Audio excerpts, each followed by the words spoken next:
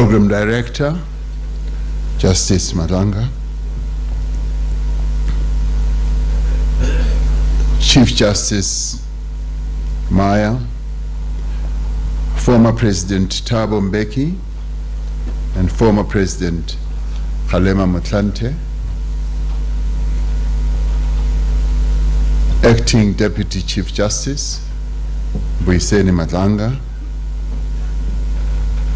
Minister of Justice, who I did not know was too young to vote in 1994. You now remind me of one other minister who is on the cabinet who tried to twist Nelson Mandela's arm to get 16-year-olds to vote. And she convinced Nelson Mandela that it was correct to have 16-year-olds to vote. And it took the very strong arguments of a number of people who are here today to deconvince Nelson Mandela that 16-year-olds should not vote. So I see that you're among those who were campaigning for 16-year-olds to vote. Chief Justices from various countries who have come to our country at the instance of our Chief Justice, who I commended earlier that she has succeeded in inviting so many luminary Chief Justices and Justices from various other countries, and would like to applaud her for that and thank her for having done so.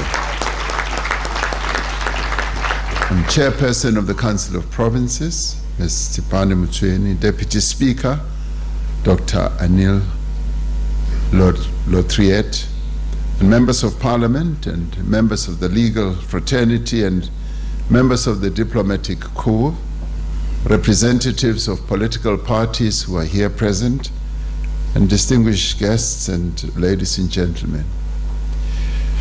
It is for me a profound honor to be here today, together with all of you, as we mark a significant milestone in our democratic journey.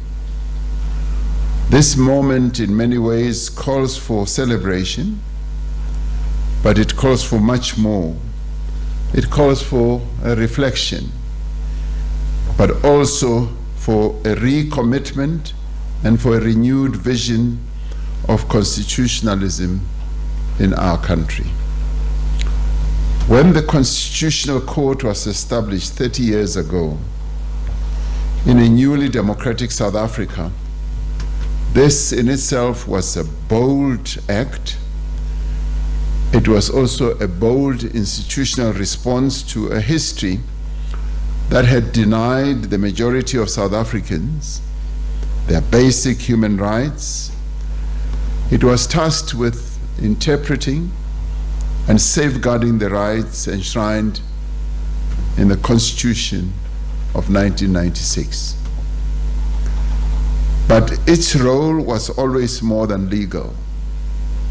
It was deeply symbolic. It was a noble symbol of our democratic order, both immortal and a legal compass. This court was established on the ruins of an oppressive legal system and was built on the grounds of a former prison, as the Chief Justice said earlier, embodying the hope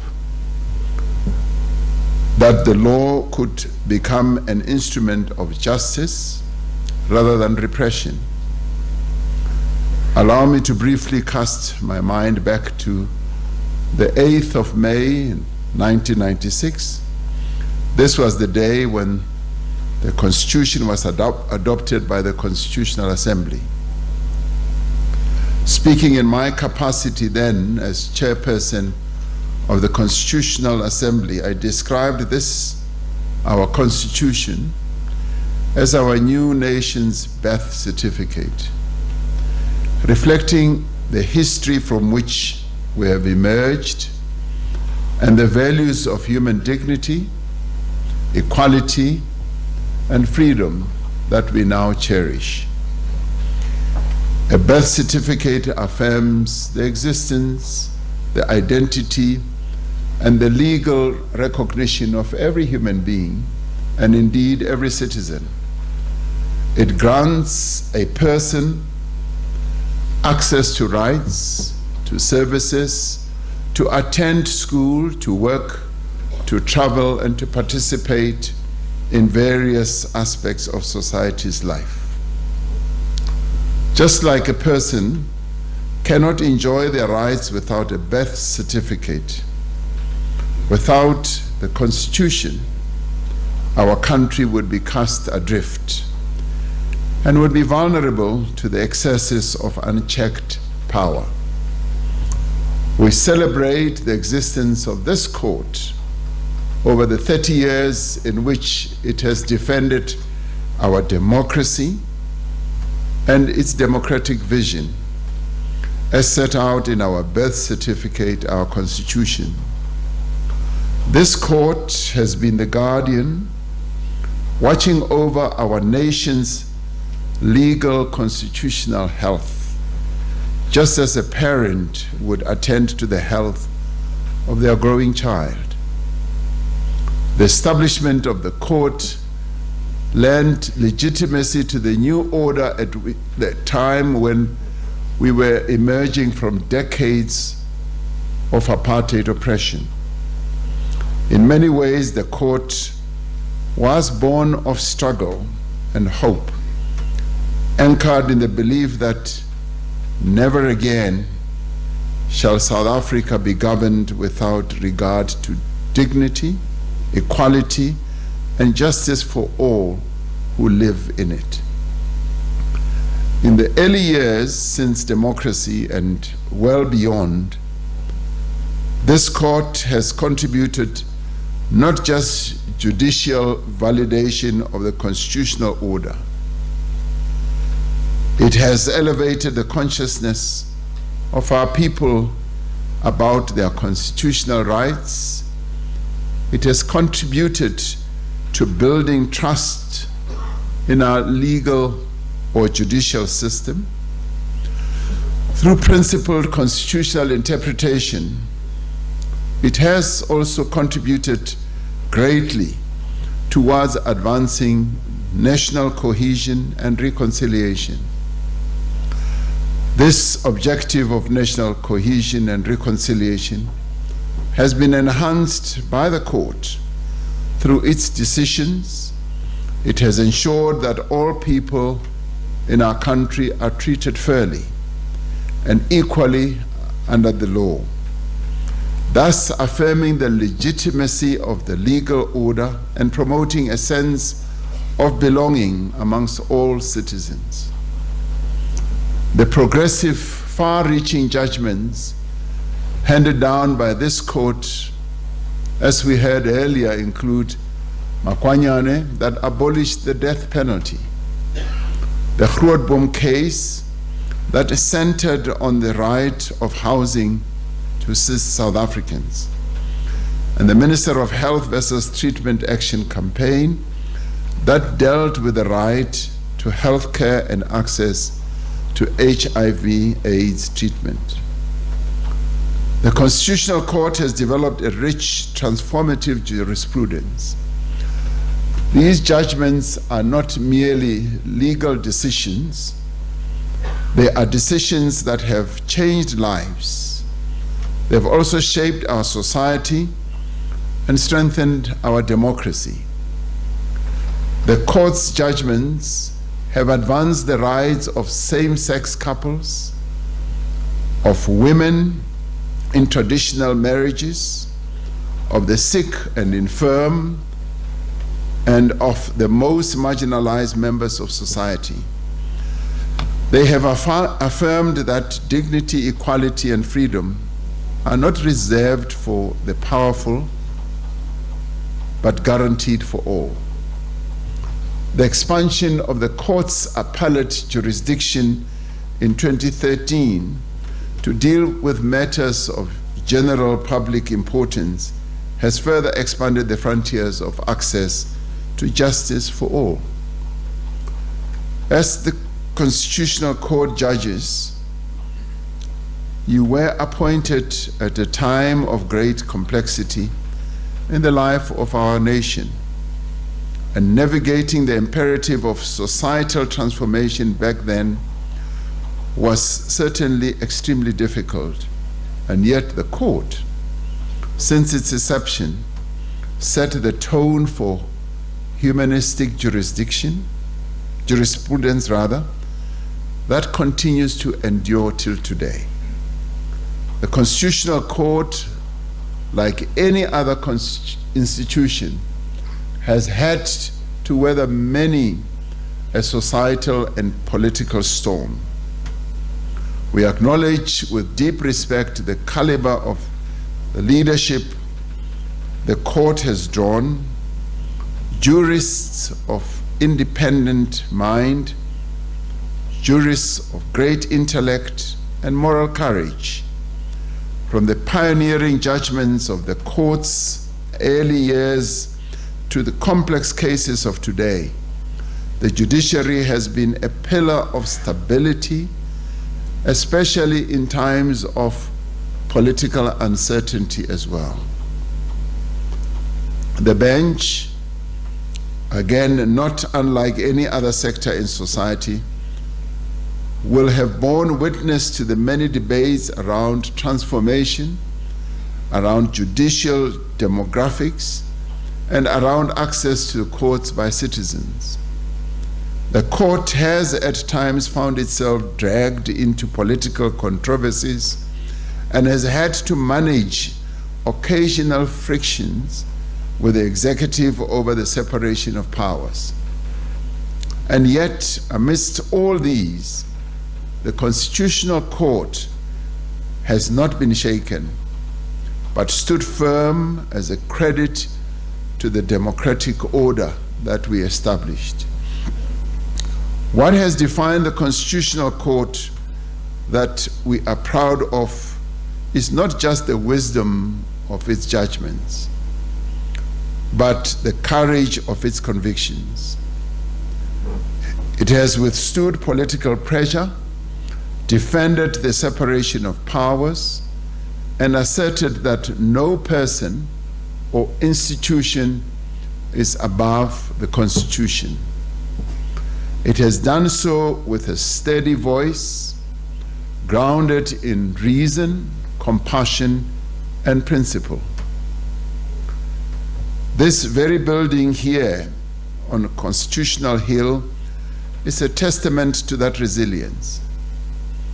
Built on the site of the old fort prison that once symbolized oppression and pain, the Constitutional Court building reflects the hopes and the aspirations of our people. Whether it is the architecture, the artwork, the interior designs, the design of the doors of the judges' chambers, or the furnishings inside the court itself, these all represent a constitutional order that lives and breathes. The success of the court which we celebrate today has been achieved through the collective effort of many. And indeed, it is a product of a judicial legal ecosystem.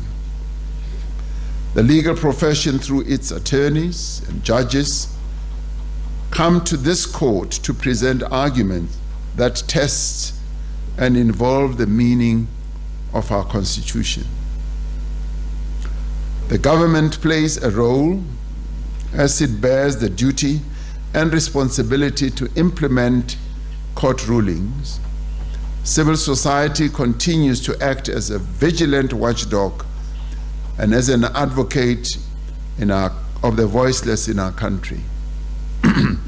The public, whose confidence in the rule of law endures, gives this court its legitimacy.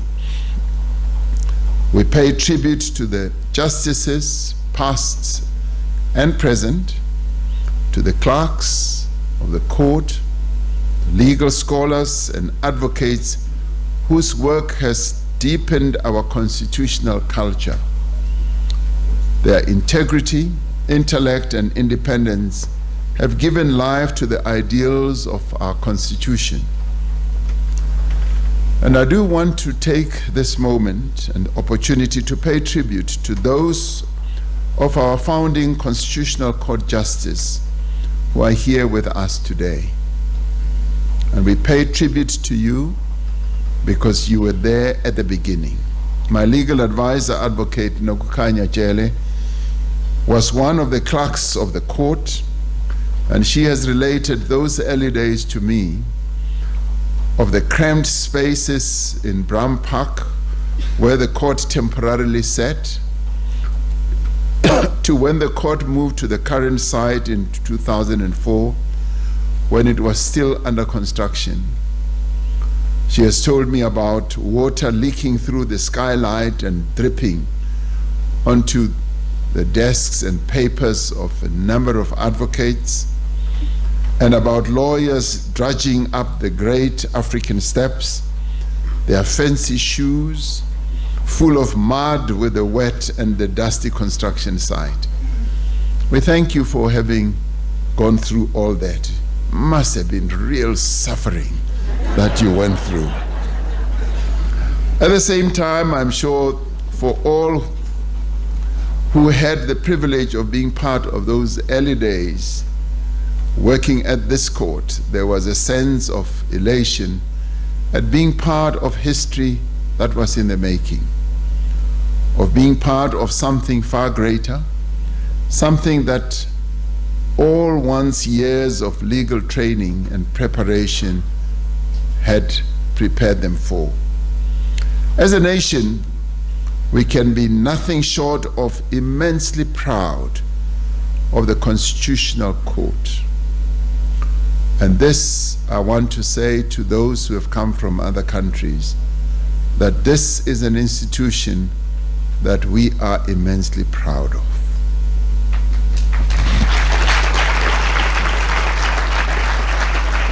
We are also proud of what it has achieved. And we're also proud of its ongoing and preeminent role in our society.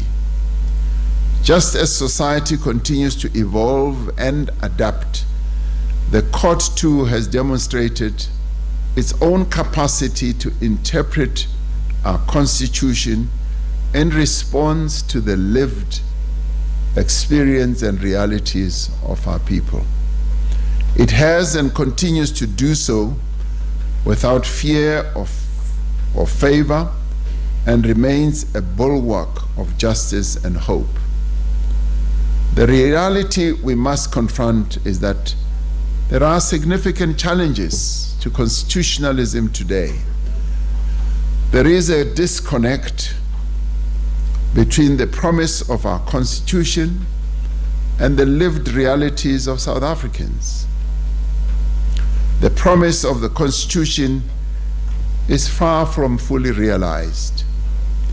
Persistent inequality threats to judicial independence that are often voiced, lack of implementation of court orders, and the erosion of trust in institutions remain pressing challenges. The advancement of socio-economic rights is not as far as we wish it to be, particularly with respect to the rights of our people in relation to housing and the basic services that should sustain their lives. It will forever remain a blight on our democracy that the applicant in the groundmaking Grootboom judgment, Ms. Irene Grootboom, died in 2008 without her dream of a decent house having been fulfilled, despite her right to housing having been adjudicated by this court. Deepening respect for constitutionalism across all sectors must start with the state. We must acknowledge the troubling irony of lauding the Constitutional Court's progressive judgments on one hand, especially on socio-economic rights, with the reality that the state apparatus has in many of these cases had to be compelled by this very court to fulfill its obligations. This points to widespread and systematic shortcomings in service delivery that must be addressed. Our people should not have to resort to litigation to have their rights realized. And this is the paramount consideration. At the same time, the potential for reducing litigation against the state must be addressed, and this requires structural change. To ensure that the judiciary execute their duties independently, effectively, and with dignity, government must and will provide a range of institutional infrastructure, financial, administrative, and legal support.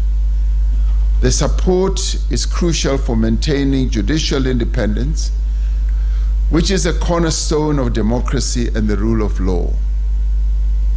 The 2022-2023 Judiciary Annual Report points to challenges being experienced by the Constitutional Court with respect to finalizing matters against targets. This is no doubt owing to the significant volume of cases that the court has to deal with. The 2013 challenges, or rather changes to the court's jurisdiction, have further contributed to this workload. Enhancing access to justice and improving court services has been allocated in this year's budget, and there have been increases for improving superior court services, for judicial education and support, and for filling of vacant posts and to address other funding shortfalls. Chief Justice, you will have heard the Minister of Finance, for the very first time in many, many years, singling out the assistance that will be given financially to the judiciary and to the Constitutional Court. I do hope that as you listened to the budget being presented in the privacy of your chambers or your home, you did applaud the Minister of Finance. I'm not asking for you to applaud him now. We reaffirm our commitment to providing all necessary support to our courts as they administer justice. At our meeting with yourself, Chief Justice, and members of the judiciary recently, we committed to taking steps to advance the independence of the judiciary. I see former Chief Justice Zondo here with us.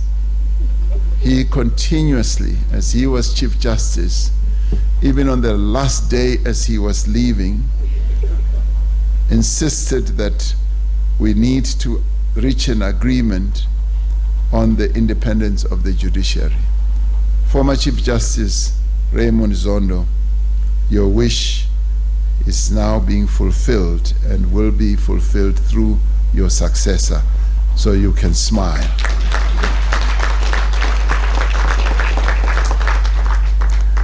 A joint committee is now in action to finalize this whole process of the independence of the judiciary. It has been an anomaly of our constitutional architecture that we've had Parliament as an independent institution in our Constitution, fully and properly recognized, and the executive, but the judiciary has, on an unfair basis, had to depend on government on a variety of matters, from getting approval for the appointment of people and not even being in complete control of their own budget. This comes to an end now. The judiciary will be independent.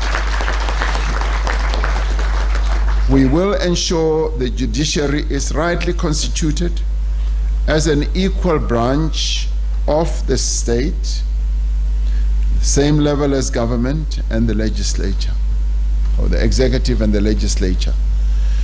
The journey traveled by this court has been a long one, and we celebrate it today. We celebrate the court's existence as a living symbol of not only justice but transformation. The court carries extraordinary mandate and weighty responsibilities, yet it has always risen to the moment. Its legacy of courage and conscience endures. Let us use this occasion not only to celebrate but to recommit. As legal professionals, you must commit to a legal profession that upholds ethics, deepens constitutional jurisprudence, and serves the public good. As government leaders, we must commit to respect the rule of law, to strengthen institutions, and to implement court decisions in good faith. And as a collective, we should ensure that the values enshrined in our Constitution continue to define our national identity and guide our development. 30 years on, the Constitutional Court remains a beacon of democracy in our country, a compass for our future journey, and may it continue to stand as a testament to justice, to accountability, and to the resilience of the people of South Africa. South Africa faces many challenges: poverty, inequality, joblessness, underdevelopment.